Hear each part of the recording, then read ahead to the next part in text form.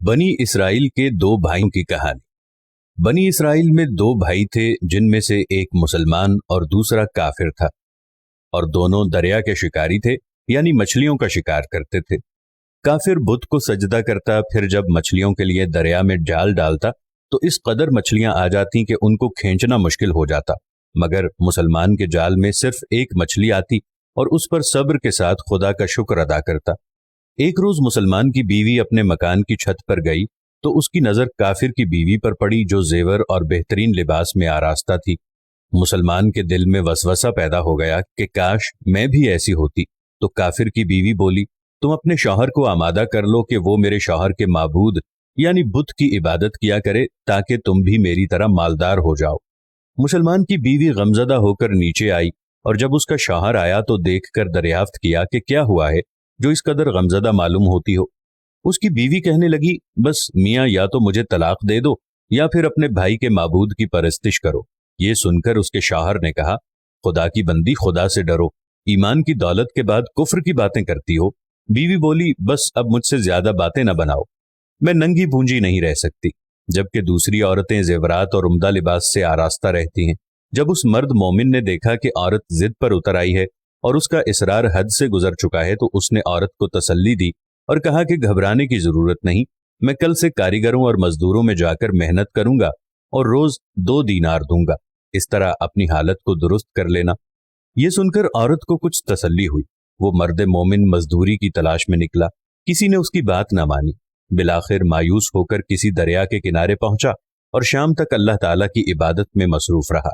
रात को जब घर आया तो बीवी ने दरियाफ्त किया कि आज तुम कहाँ थे। वो कहने लगा कि बादशाह की खिदमत में था, बादशाह ने मुझसे 30 दिन काम करने की शर्त रखी है।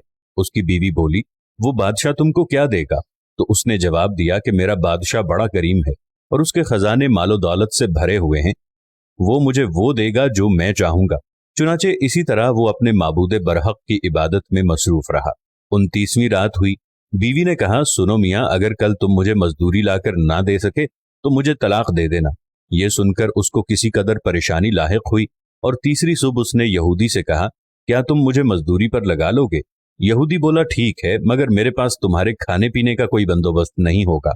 वो मर्द मोमिन रोजे की नीयत करके काम पर गया। दूसरी तरफ एक आदमी उसकी बीवी के पास गया, दरवाजा खटखटाया तो बीवी दरवाजा खोलने के लिए बाहर निकली।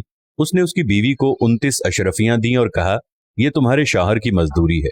तुम्हारा शौहर 29 दिन से बादशाह के काम में था, यहां तक कि उसने बादशाह को छोड़ दिया। अगर वो 30वें दिन भी काम पर आता तो उसको बहुत सी उजरत मिल जाती, लेकिन वो यहूदी के पास चला गया। अगर वो मजीद बादशाह का काम करता तो बादशाह उसको मजीद उजरत देता। बस ये लो 29 अशरफियां, इनमें से एक अशरफी इसलिए कम है क्योंकि आपका शौहर 30वें दिन काम पर नहीं गया। वो औरत उनमें से एक अशरफी लेकर बाजार निकली। जब उसने सुनार को वो अशरफी दी तो उसने 1000 दिरहम औरत के हवाले कर दिए। जब शाम के वक्त शौहर घर आया तो बीवी ने उससे पूछा कि आज तुम कहाँ थे? आदमी बोला, मैं यहूदी की दुकान पर था। उसकी बीवी ने कहा, आखिर बादशाह की खिदमत की बजाय तुम दूसरे की खिदमत क्यों करते हो? फिर अपने शौहर को अशरफियों का वाकया सुनाया, जिसको सुनकर मर्द मोमिन रोते हुए बेहोश हो गया। जब उसको होश आया तो बीवी से कहने लगा, अफसोस कि मैंने बादशाह दो जहां की खिदमत का हक अपने ऊपर लाजिम ना किया।